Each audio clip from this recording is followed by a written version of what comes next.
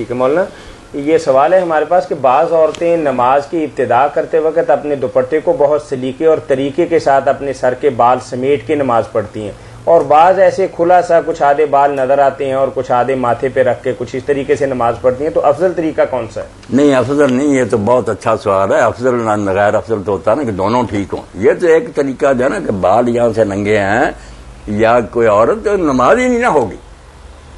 یہ افضل نافضل کی بات نہیں. میری بہنیں ٹھیک ہے، بڑی احتیاطی بے احتیاطی میں دیکھتا ہوں کہ آدھا سر یہاں تک ننگا نہیں، ماتھے تک باہر ایک بھی ننگا نہیں ہونا، صرف منہ کی ٹکیا اور ہاتھ یہاں تک. یہ اجازت ہے نماز میں اس کو ننگا رکھنے کی. یہ اچھا کیا سوال کیا. جو میری بچیاں بہنیں سن رہی خدا کا نام مانے نماز پڑھتی ہیں تو بس ایسا دوپٹہ اوڑھیں کہ صرف یہ منہ کی ٹکیا ننگی ہو اور ہاتھ گھٹنوں تک، باقی سارا چھپا ہونا چاہیے.